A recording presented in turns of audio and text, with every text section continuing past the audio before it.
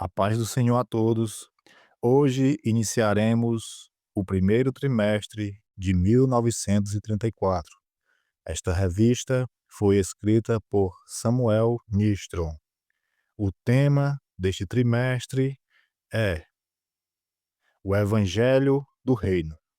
O alvo: apresentar a construção clara e compreensível do completo Evangelho de São Mateus, manter a propensão e o caráter messiânico do Evangelho, observar a relação existente entre o ministério de ensinar e o ministério da graça, o desenvolvimento da fé em Jesus como Filho de Deus, indicar o caminho completo do viver cristão. Lição de número 1: Nascimento e infância de Jesus. Leitura bíblica, Mateus capítulo 2, versos 1 ao 12, que diz: E tendo nascido Jesus em Belém de Judeia, no tempo do rei Herodes, eis que uns magos vieram do Oriente a Jerusalém, dizendo: Onde está aquele que é nascido rei dos judeus? Porque vimos a sua estrela no Oriente e viemos adorá-lo. E o rei Herodes, ouvindo isto, perturbou-se e toda Jerusalém com ele.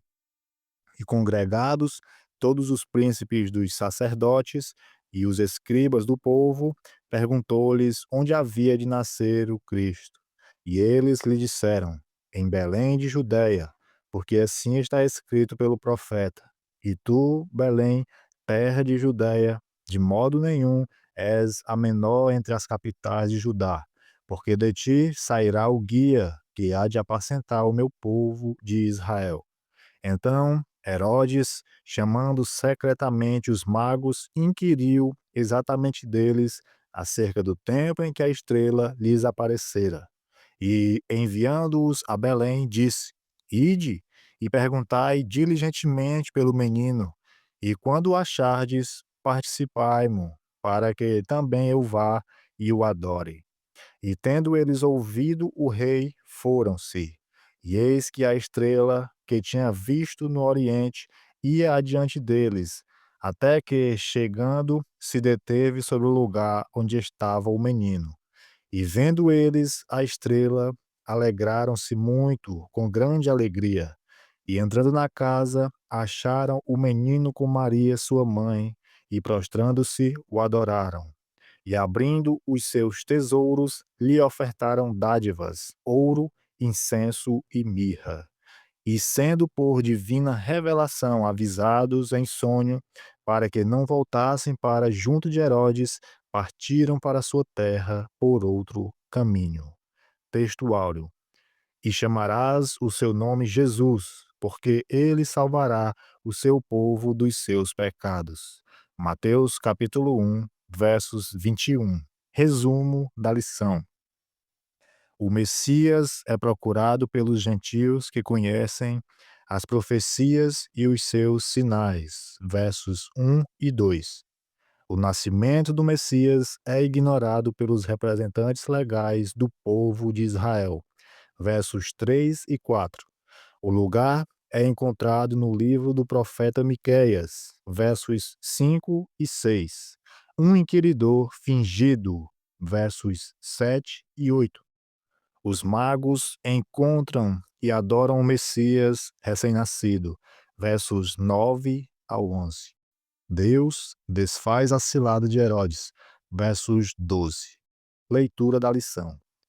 O nascimento de Jesus em Belém estava de acordo com as profecias messiânicas de Miqueias 5 e 2. Todos os judeus que conheciam as Escrituras Sagradas podiam saber onde havia de ter lugar este evento. E ainda mais, podiam calcular mais ou menos o tempo do seu aparecimento pela profecia de Daniel 9:24. A vinda de Cristo foi em tudo para confirmar as Escrituras. Na nossa lição de hoje, encontramos os gentios à procura do Messias.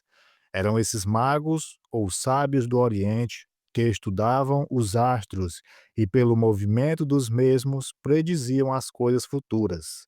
Provavelmente, havia chegado ao seu conhecimento a profecia de Balaão, Números capítulo 24 e 17, e talvez a de Daniel 9 e 24. O número de magos que vieram adorar, se eles eram reis, ou ainda se representavam três grandes famílias pós-diluvianas, tudo isto é simplesmente tradição que não tem base em que se apoiar nas escrituras sagradas. Igualmente, dizer que eles acharam um menino num presépio não tem fundamento, pois as escrituras dizem, abre aspas, entrando na casa, fecha aspas. Mateus capítulo 2, versos 11. Outra coisa que merece atenção era a época em que se deu essa visita. No Evangelho de São Lucas, capítulo 2, verso 39, lemos que, depois de cumprirem as ordenanças da circuncisão e purificação, eles voltaram a Nazaré. Não seguiram logo para o Egito. Deve ter sido noutra ocasião que eles estiveram em Belém que houve a coincidência da visita dos magos, pois José e Maria subiam anualmente a Jerusalém para assistir à festa da Páscoa.